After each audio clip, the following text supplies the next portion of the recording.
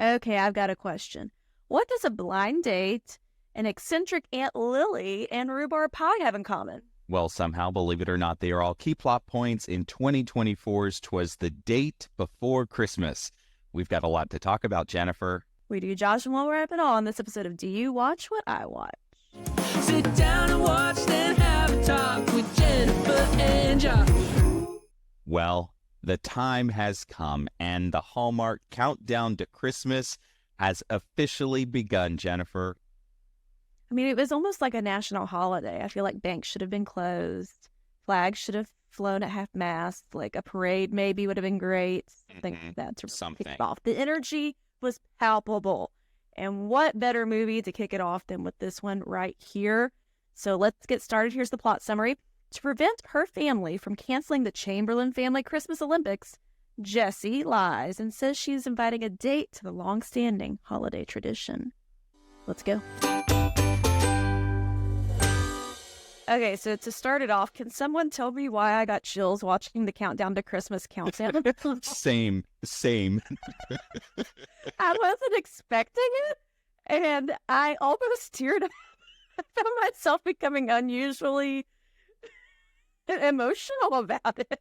It was just so nice to see all the stars. I feel like in the past it's been what used to be CCB, then it was Lacey Chabert, like one queen of Christmas really leading the charge to kick off the holiday season. So, unless I'm forgetting one, I don't remember a year where they've had all the stars kind of 10, 9, and then, put the whole, like, the handle down and the Chiefs billboard lights up, and it's officially countdown to Christmas. I watched it twice and then judged myself. I don't know. Do you? Anyways, during the credits, it says it's based on a true story. News to me. I'd like to know more about that, but yeah. Right. All right. So we open to a series of unfortunate dates with our leading lady, Jessie, and potential suitors who are big old losers. I mean, the worst one to me was a guy who was stealing headphones from the needy children. He's like, one for you, one for me. And she's like, rightly so, this isn't going to work. It's minute 2:14 in the movie, and we have a red peacoat alert, our first of the season. Ring the alarms. They did not waste any time getting me my red peacoat count.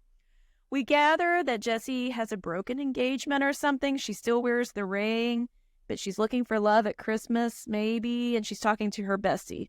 Turns out later the bestie is also the sister-in-law, so there you go. Okay, we meet Robert Buckley's character, Brian, and he works for a BBD. If you are new to the podcast, a BBD is a classic trope, which is a big, bad developer, and they love nothing more than buying property at Christmas and kicking people to the curb. But this company is doing affordable housing, so I guess that's somewhat redeemable. Anyway, Brian works for the family business, but he doesn't wear a suit, so he doesn't think this job is for him. So who's the main guy running it? He's not family. He's just like the head honcho until Brian decides to get serious and grow up and take over. Was that the gist? I think that's the implication. That's what I took away. It was somebody who might have been maybe a partner or sort of the interim CEO until this guy ascended to the throne. I don't know. Yeah, it was a little confusing there. Okay, Jessie is checking off things from her Christmas bucket list, and she likes for everything to be perfect, including the quote-unquote work Christmas party, which is nothing but a Zoom call with her fellow teammates at the fiber optics marketing company that she works for. She logs off, and what do you know? Mom shows up unexpectedly at her place. Mom says, hey, we're going to just do dinner and keep it simple this year for our family and not do the usual traditions. Jessie's not a fan, and she panics and lies and says, but I'm bringing someone, so we have to keep the traditions the same. And the Chamberlain family Christmas lives on. She saved Christmas in the first 10 minutes. She tells Bessie's sister-in-law the plan, changes her dating profile to be that she is looking for someone who wants to attend a family Christmas on Christmas Eve for the first date, like you do. Meanwhile, Brian's friends are setting him up on a dating app called Limitless Love. I do feel like, sidebar, we should keep track of all the crazy, names that they come up with this season. For all the Bobo Google searches, the apps, all that. That could be fun to recap at the end of the year. Okay, so this is Limitless Love. And what do you know? They scroll past Jessie. I can only assume that most men would run for the hills at this please be my date for a family Christmas Eve event, but not our Brian. And so he swipes whatever direction next. And to be fair, the friends are against this and think that his organs might be harvested. And I commended Hallmark for acknowledging the insanity of this. And then there was a joke about a couple's safe word, and I went, Hallmark, I'm clutching my pearls. What am I watching? It was a lot. They just kept giving it to you. Yeah. They were, I think, trying to give you the sense that Brian's character wasn't afraid to be adventurous, because I don't think they wanted him to be a stuffy BBD, because they wanted him to sort of have this tension of his company's big and bad and serious, but he's not really like that. So I think they needed to make him lighter. Yeah. He's cool. He goes with the flow. He makes jokes. He's on apps. Nice. They meet in person, and they make their way to her mom and stepdad's house and immediately begin the fake dating trope, which, to be fair, is one of my favorite tropes historically. Stepdad Marcus is so extra, and I am here for it. He wears a lot of Christmas aprons. He's busy in the kitchen. We didn't get as many baking montages as I thought we might get, but we do get one later. Anyways, I feel like this movie has been shot out of a gun at rapid pace. I mean, it was just like boom, boom, boom. Let's not waste any time. Let's get down to the fun stuff. What did you think about the first little bit of this movie, Josh? They were really trying to set the premise and the plot and the characters really, really quickly. It was very clear that they wanted to get to the meat and potatoes of the Chamberlain family Olympics. And I kind of like that. You know, they didn't waste a lot of time. They set it all up and they said, let's go. I liked it too. So Brian gets introduced to the entire family and Aunt Lily, who is like the queen of Christmas and the queen of the Olympics. Josh is doing a heart-shaped little thing with his hands, a la Taylor Swift for that. And we also meet her rideshare driver. Okay. The Christmas Olympics are called into play, and everyone runs around like they are on fire because they are hunting for the Christmas tree star. Now, this is not even the first event of the Olympics. This is the opening ceremony. So I appreciate they are competitive and they are going for it. My family, my extended family, we play games at Christmas. It's usually more like Christmas charades and Pictionary, but we do get very competitive with that. I can only imagine what would happen if we had organized events like this. It could be fun or it could be dangerous. I mean, somebody might get like an elbow to an eye or something. Right? It's all fun and games until someone pokes out their eye. You got to be careful. So Mom corners them and asks them about their relationship. And of course, they are terrible liars. And she's kind of giving them a little side eye, but she's not really onto them yet. And then Brian finds the star in Stepdad's apron collection. And now the Olympics can begin. They don silly hats, and Aunt Lily breaks out the leaderboard, and there will be 7 events and a competition wheel. Now, Josh, do you think Hallmark went in post-production, they were like, we need something else? Do you watch what I watch? Had a spinny wheel on their movie draft. Maybe let's incorporate a spinny wheel into this movie. One has to wonder. One just literally has to wonder. But I liked it. It was I liked the random nature of that, because she was making a big deal of new for this year. So you get the sense that she was always trying to up the game on this family tradition, which I thought was really cute.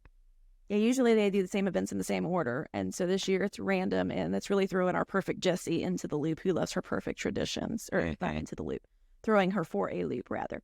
Okay, round 1 is the rap battle. That's W-R-A-P, rap. And Brian asks if he can sit out, and Lily tells him, newbie.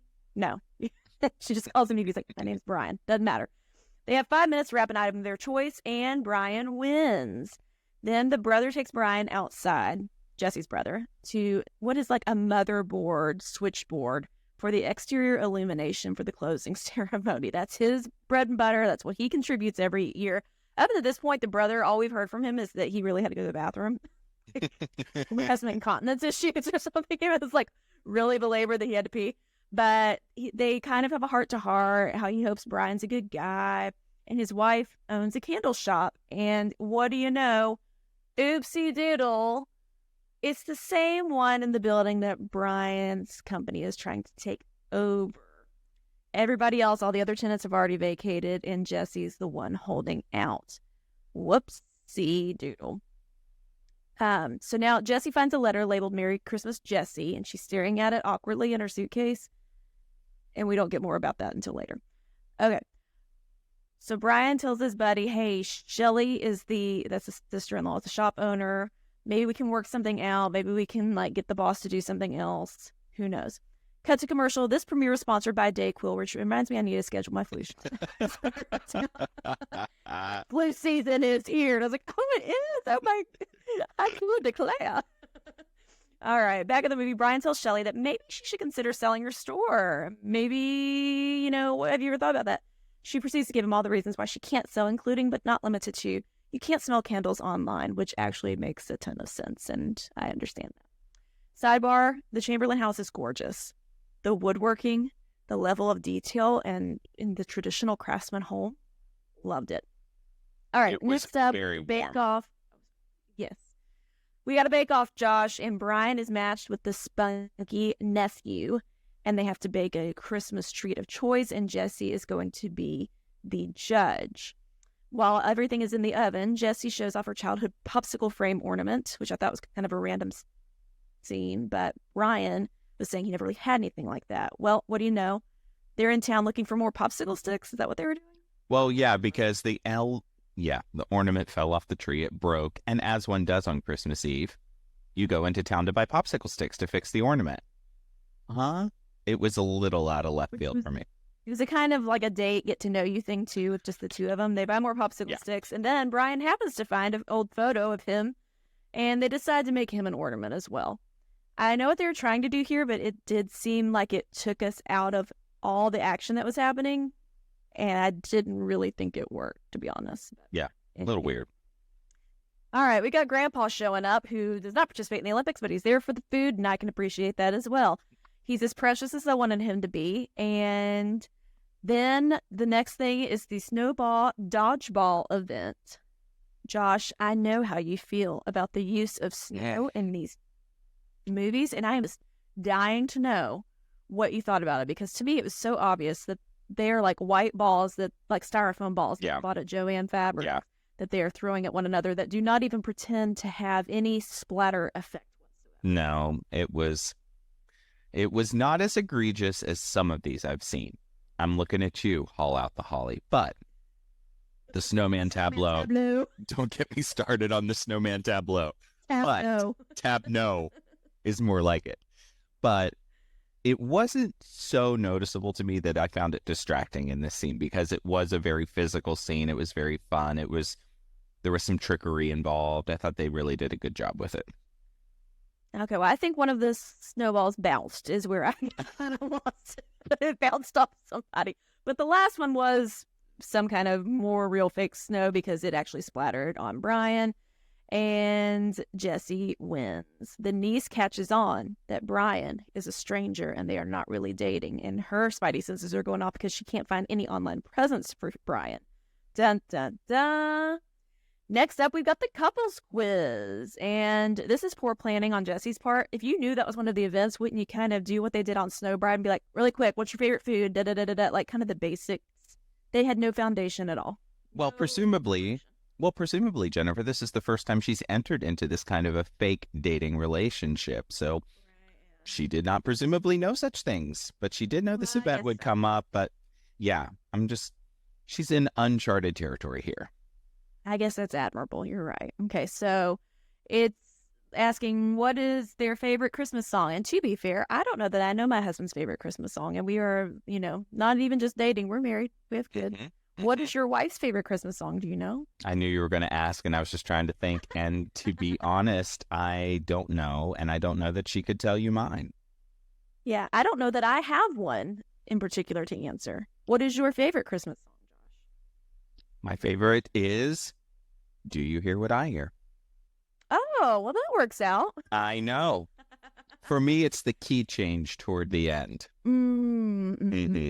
Every time. If we go with Jesus-centric, like carols, I'd be an Oh Holy Night gal. That one always gets me in my feels. If we go more secular, I like the Ronettes version of the Baby, or is it Darlene Love? Baby, Please Come Home. Yes. And on that note, least favorite for me, I Want a Hippopotamus for Christmas. Just don't. That's bad. My number one is Christmas Shoes. Oh. Cannot. But that's kind of universal. Nobody likes that song. My other one is Santa Baby. I just don't enjoy Santa Baby. I cringe when it comes on. There you go. Okay. So then Brian flubs and says Jesse's favorite dessert. He's like, I know this. It's rhubarb pie, because they had made a little joke about a safe word earlier. And if things got too real, he would make a joke about rhubarb pie and then they would get out of there. So he assumed, because the family eats it every year, that was her favorite. Turns out she's deathly allergic to it. If she's deathly allergic, why are we still serving it, guys? Cross-contamination is real with allergies. Stop it. Seriously. I hope she has an EpiPen somewhere hidden around by Aunt Lily that we can find if we need it. Hopefully easier to find than the star that's supposed to go on top of the tree. For real. Jeez. All right. So Mom catches on that they're fake dating, and she's not happy initially, but then she's like, you guys look smitten with one another. I don't think that's fake. Maybe you should give it a chance. And there's a lot of conversation in this movie, and then Jessie stares at a tree or outside, or she just kind of looks off into the distance, which is kind of an odd choice. All right. Marcus presents the family dinner he's been working on all day. That's the stepdad. Brian finds an old family photo in the kitchen, and it has Jesse's ex, Sean, in the picture. And it's at this point, I'm like, did he die or something? Why do we still have an ex in a picture? Yeah. And they'd kind of mentioned Sean, but Jesse hasn't mentioned Sean, but the family still mentions him. Weird. Sidebar, the Chamberlains must be loaded because the panel front refrigerator in their kitchen had like metal horse-topped appliance pulls. Those cost a pretty penny. I can guarantee those are very, very swanky. Not that I would know, but bougie to the max. Bougie. Mm-hmm. Next we have the Woods Walk. No one wins, but you get a point for participating, which is really just an excuse to get them outside, walking and talking with some twinkle lights, and it's romantic. Brian asks her, hey, what's up with Sean? And she turns out they got engaged 2 years ago. Then he got sick suddenly and died. What? Hallmark. Why are we already killing off people the first movie of the season? We're having fun. It took just such a dramatic turn. It was kind of gasp worthy. I was like, what? We're doing that? All right. Didn't need it. But here we are. He asks her if she'd be ready to pursue anything, and she's like, no, I need time to think about it. Okay. Brian calls boss man Don to try and talk him out of sending the eviction notice to Shelley's candle company on Christmas Eve, but whoopsie-doodle, the letter's already been emailed on Christmas Eve. Because we have to wrap up big business dealings by Christmas, Jennifer. I mean, that's one of those top 5 tropes that we have always talked about. Yeah, exactly. Don't like it. And then Brian's like, at this point, I'm going to use my rhubarb pie card and get out of town. It's been the best Christmas ever, but I think I need to go. And they offer me a almost kiss until crazy Aunt Lily comes downstairs. And it was kind of like the Clark Griswold. Oh, nobody's getting out of this good old-fashioned family Christmas. No. You ain't going nowhere. In the kitchen to see the bake-off results. And he's like, yes, ma'am. At this point, Shelley and Jesse go off into the powder room because Shelley gets an email about the eviction notice. And so Jesse goes after her. They call this a powder room. It had double vanity sinks, huge enough to have a full-on conversation with 2 people. This looked like a master suite or primary suite room, and they're calling it a powder room. This house is huge until the Chamberlains have money. I want to know where they got it. All right. So Shelley tells Jesse about the eviction notice, and Jesse looks at the email and sees Madison Development on the signature. Well, what do you know? That's Brian's last name. Whoopsie doodle, number 8,000 of this movie. It's all part of one big oopsie doodle. Yeah. It's a layered oopsie doodle. Yes, much like a trifle. So next up is Carol Oakey, and Mom is flexing her golden pipes, and then Jesse calls Brian out in front of everybody and gives him the business, and the family hears the news that he works for the developer that's evicting Shelley, and then Jesse's like, oh, by the way, we're not really dating, and they're all aghast, and then Brian leaves, and a bitter Aunt Lily erases his name off the board. Jesse runs out and reads a letter from Sean that he'd given her to open the first Christmas without him. So we're sad again. Jesse and Mom have a very sweet heart-to-heart, and she tells her it's okay to move on. So at this point, she takes the ring off. She wasn't wearing it on her engagement finger anyways, but she takes it off, and I didn't see where she'd put it after that. But it's the symbol that maybe I can move on. Brian is riding away in the Uber with Debbie, who, by the way, is dating Aunt Lily. And that's why he kept popping up and was very smitten kitten with her. He has him pull over the candle shop. He gets an idea of how to save the business and save Christmas. And he asks somebody on the phone for blueprints of another building from a couple years ago. And not that I would know, but no one calls them blueprints anymore. Architectural plans or drawings is sufficient terminology. Hallmark, if you need to consult me, I am available. It's time for the grand finale light show that's put on by the brother who pees a lot, and it's spectacular. And Grandpop gets up and dances, and they're dancing to a vague Christmas pop song that I've never heard of, but I Never heard of it. Brother can get the rights to, right? We're moving, we're grooving. How would you like to be one of their neighbors? Can you imagine? I mean... Well, presumably they live out in the middle of nowhere because they own quite a big piece of land because we're doing a walk in the woods and we're doing a snowball fight. Saw nary a home nearby and they're loaded. That's so, true. yeah, it's a compound. They've got a compound. Is what it is. It must be. So, at this point, Debbie shows up because he missed Aunt Lily. And she's like, oh, yeah, by the way, we're dating. And Brian shows up flabbergasted by the lighting display. And Brian has found a way to save the store. He sketches out a plan inside, and in walks big bad developer Don. And Brian has the fantastic new idea that has never been thought of before, that they can have retail on the first floor and affordable housing above. No one has ever done this in the history of businesses. Have you been to Nashville? Literally everything is ground floor retail. Anywhere, any street in America. All right, so small businesses in the community can take over the other spaces. It's a win-win. Don defers to Brian since it's his company, and they all agree they can make it work. And then Don's like, can I go back to seeing my family now because it's Christmas Eve? Please. So, Bye. have fun. Jessie takes off her engagement ring. I'm sorry, she does it here. I thought she did it earlier. She goes after Brian, and nothing makes you fall for a guy like when he saves your sister-in-law's candle business. They kiss. Brian won the Olympics, and they live happily ever after. It's time for Gold or Coal. So if you're new to the podcast, Jennifer and I love to give gifts. And so this is our Gold or Coal segment where we each bring 3 gifts here to the podcast. And then if there's more gold in this one, we think it's worth your watch. And so we're doing Olympic themed, obviously, because of the Chamberlain family Olympics this time. So if there's more gold in the total, it's a Simone Biles. And if it's more coal, it's a breakdancer ray gun. And if it's just a tie, 3-3, we're going to call it a Merry Christmas. Jennifer, over to you first. What did you think? Go. I have to start by giving some gold for the Olympics and their all the categories, all the different things. Did we see all 7? I don't know. But I love this idea. I think it was a hoot. It was bright and light and fun, and I was here for it. Awesome. I'm also going to give some gold out of the gate. I really like how they wrote these characters. I thought the script for this was really punchy and fun. There were a lot of really quick quips, and it seemed like even the B characters had some quirks and some layers. The brother was quirky. I thought the sister-in-law, Shelley, was really heartfelt. Even the kids that they had were kind of snarky at points, as you would expect kids to be. I just thought the script really worked for me.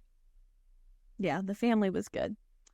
I will give some coal. I did not need this big bad developer plot line already. I mean, I feel like there could have been some other hiccup other than we're trying to put a candle company out of business on Christmas Eve. I just hated it. It worked from a story standing perspective, but I just didn't like it. So I'm going to give it coal. Yeah. And you can light the coal on fire if you want.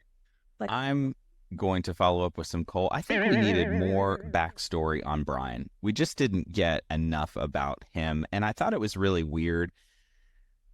The whole explanation about why there was no online history, because she had done some research on him too and didn't find anything. And he said, oh, it's because I had a credit card that was stolen and my company took care of it and erased everything from me from the internet.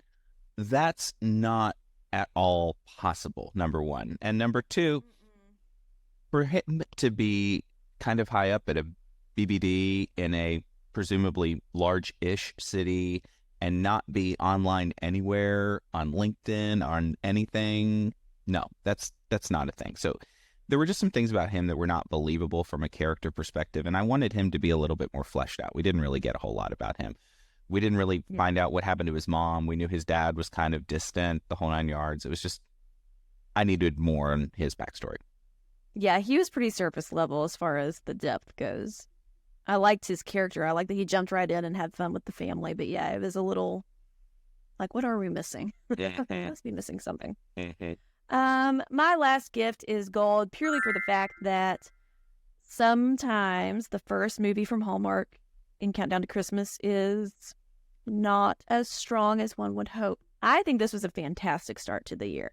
I think overall it was fun and it sets a tone that we are here, we are excited, and we are lively this season, other than the dead ex-fiance. Yes, I will absolutely Overall, agree. I'm going to give it gold. I really enjoyed it. Will I watch it again? I don't know, but if it's on, I don't mind it. Wouldn't turn off. Yeah.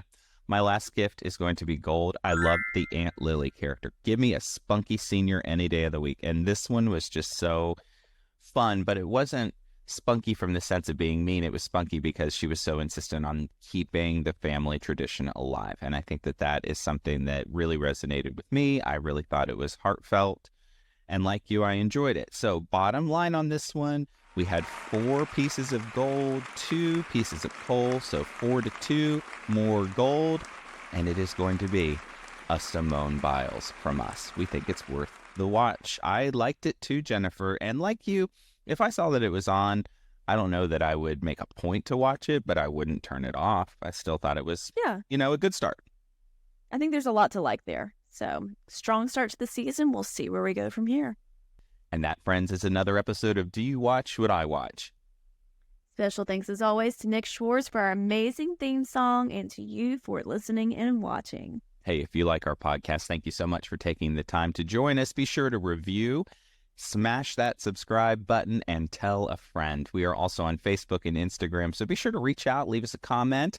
You can connect with us on our website for everything related to our podcast and learn a little bit more about us online at doyouwatchwhatiwatch.com. So next time, Jennifer, we are going to be sneaking into some parties with holiday crashers. And here's the synopsis. 2 best friends crash Christmas parties and unexpectedly find love and purpose. We will have much to discuss. And until next time, May your days be merry and bright. We'll see you next time.